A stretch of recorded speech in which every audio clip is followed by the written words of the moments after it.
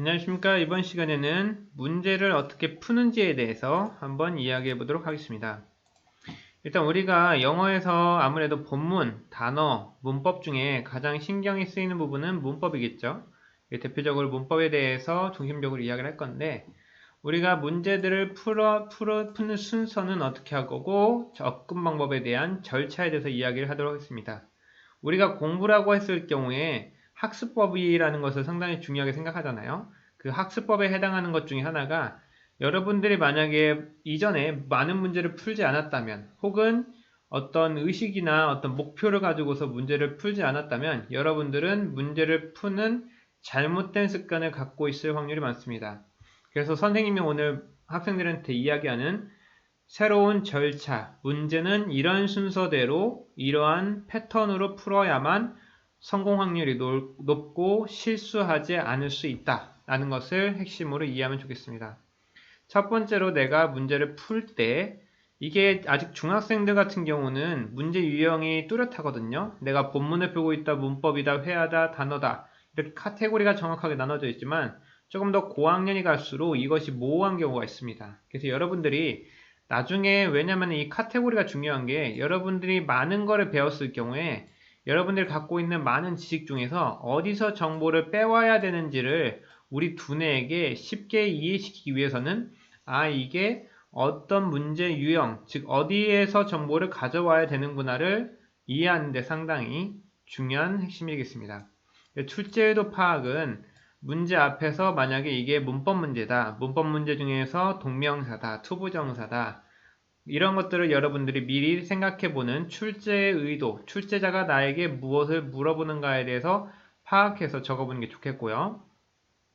그리고 관련돼서 만약에 문법 같은 경우에 뭐 투부정사를 예를 든다고 하면 투부정사는 뭐 해석을 물어볼 수도 있고 용법을 해서 명사형용사, 부사용법을 물어볼 수도 있겠고 여러 가지 다양한 걸 물어볼 수 있는데 그 중에서 무엇을 물어볼까를 이제 여러분들이 미리 생각하면 좋습니다.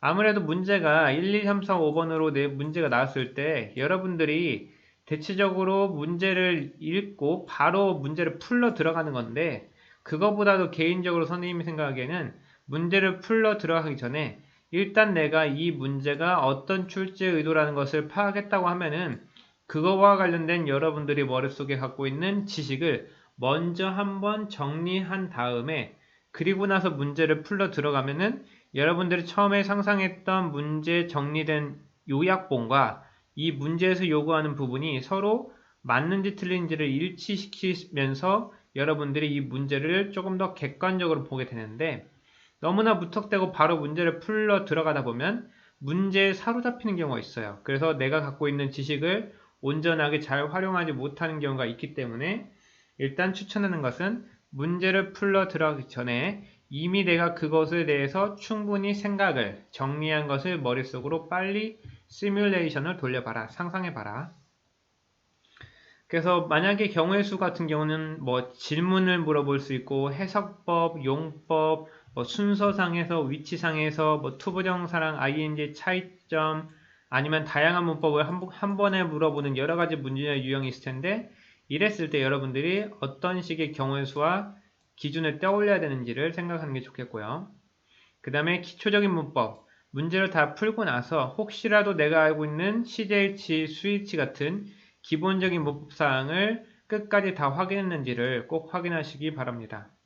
그리고 네 번째는 틀린 문제 같은 경우는 틀렸다는 것은 내가 이미 갖고 있는 정보, 뭐 A라는 정보, B라는 정보, C라는 정보를 갖고 있어야 되는데 내가 A라는 정보는 갖고 있어서 A까지는 고려했지만 B라는 정보도 갖고 있어서 B까지 고려했지만 C라는 정보는 내가 갖고 있지 않아서 결국에 문제를 틀렸다라고 생각하면 되겠죠. 그랬을 때 우리가 C라는 정보를 몰랐기 때문에 내가 틀렸다. 즉 오류 경보가 울렸다. 그래서 내가 앞으로는 공부를 A, B는 아니까 C에 대해서 다시 정리해야 되겠다라는 개념을 파악을 해야 된다는 거죠. 그래서 틀린 경우에는 여러분들이 어디를 모르는지 전체 그림을 다시 떠올려 보거나 다시 개념 공부를 한 후에 오류 경보를 확인하고 정보를 수정하면 되겠고요. 그 다음에 맞은 경우는 내가 확실히 A, B, C를 머릿속에 다 가지고 있어서 맞은 건지 아니면 운 좋게도 내가 조금만 아는 이 B에 대해서만 나와서 문제를 맞춘 건지에 대해서 완벽한 이해나 증명 검증이 필요할 겁니다. 이렇게 해야 여러분 스스로가 내가 머릿속에 있는 지식이 온전하게 잘 정리가 돼 있고 어떤 문제가 나와도 내가 문제에 대해서 대처할 수 있는 충분한 능력을 갖고 있다라는 자신감, 확신성이 있어야 그래야 학교 시험의 문제의 난이도 아니면은 어떤 뭐 함정이나 킬러 문제에 의해서 여러분들이 흔들리지 않는 여러분만의 굳건한 능력을 갖출 수 있습니다. 그래서 최종적으로 여러분들이 문제를 다 풀고 나서 마인드맵, 즉 개념 정리를 확실히 하고 기준과 경우의 수를 충분히 고려했는지, 혹시 내가 저번에 잘못 알고 있었던 것은 이번 기회에 문제를 통해서 수정하는 기회로 가정되겠죠. 그래서 이 방법들을 실전 문제에 간단하게 적용해 보면은 다음과 같은 문제가 있습니다. 실제로 이 문제의 유형은 중학교 2학년의 시험 문제에 해당하고요. 당연히 이것을 어떤 학년이 영상을 볼지 모르겠지만 여러분들의 수준 아니면 여러분들이 접하고 있는 문법과 적용하면 되겠습니다. 일단 문제 유형 파악에서는 이건 본문 문제, 문법의 문제라는 걸 알 수 있겠죠. 그래서 출제자의 의도를 파악하면 Your plan sound blank 라고 했었을 때 여러분들이 이게 출제의 의도가 뭔지를 파악을 하셔야 됩니다. 선생님 봤을 때는 이 sound라는 동사를 보고 1, 2, 3, 4, 5번에 이 형용사들이 있는 걸 봤더니 이 문제는 내가 봤을 때 힌트, 즉 sound라는 동사와 그리고 1, 2, 3, 4, 5번에 있는 형용사를 봤더니 감각동사에 대해서 물어보겠구나라는 것을 파악할 수 있다는 거죠. 그러면은 문제를 풀러 바로 들어가는 게 아니라 감각동사에 대해서 일단 내가 머릿속에 떠올릴 수 있는 감각, 오감의 종류를 머릿속에 떠올리고 그리고 감각동사가 갖고 있는 개념, 감각동사는 원래 형용사를 쓴다, 보어로. 그런데 간혹 뒤에 명사를 쓰고 싶으면 like를 써야 된다 라는 것을 알고 있으면 좋겠고, 그리고 감각동사는 해석의 차이가 약간 있는데 한국말로는 뭐 괜찮게 들린다라고 해서 하게라고 해석하지만 영어로 해석은 뭐뭐한이라는 형용사를 쓴다 라는 것을 파악을 하셔야 됩니다. 일단 이게 만약에 내가 A, B, C라는 개념을 알고 있고 여기 있는 D, 팁에 있는 부분을 모른다고 했었을 때 이 문제를 풀 수가 없습니다. 그래서 여러분들이 만약에 그런 문제들을 통해서 내가 오류 경보가 울렸다, 내가 무엇이 확실히 부족하다는 것을 느끼는 것이 우리가 문제를 푸는 이유라고 할 수 있겠죠. 그래서 문제를 분석해 보면은 create는 훌륭한 받침 니은이죠.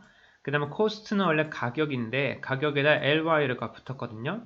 그런데 이거는 여기서 보면은 이 명사에다 LR 붙이는 거, 명사에다 LR을 붙이면 형용사입니다. 그래서 costly는 값비싼이란 뜻이고 simple은 단순한, perfect, 완전한, 그래서 다 형용사로 끝나는 거 알 수 있겠죠.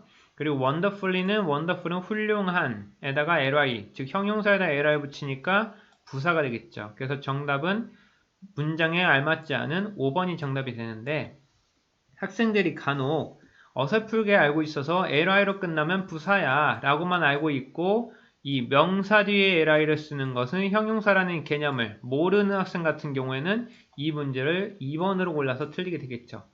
이런 식으로 여러분들이 머릿속에 개념, 감각동사랑 관련된 개념을 확실히 갖고 있냐, 갖고 있지 않냐에 따라서 문제의 난이도랑 상관없이 문제를 맞출 수 있는지 없는지를 충분히 확인할 수 있는 거죠. 그래서 시험 문제를 어떻게 준비하냐가 결국에는 결과를 확실히 증명할 수 있는 좋은 방법이라는 거. 그래서 맞을 경우에는 완벽한 이해와 증명 검증을 거쳤는지, 틀렸을 경우에는 내가 틀린 부분이 무엇이고 새로 어떤 정보를 수정해야 되는지를 파악하는 것. 이것이 실전 대비를 통해서 문제를 푸는 방식입니다. 그 다음에 최종적으로 마인드맵을 다시 재완성해서 다음에 발생할 수 있는 경우의 수를 또 수정하고 문제를 푸는 양은 여러분들의 마인드맵이 충분히 완성이 돼서 더 이상 문제가 발생되지 않는 선에서 문제의 양은 조절하면 되겠죠. 수고하셨습니다.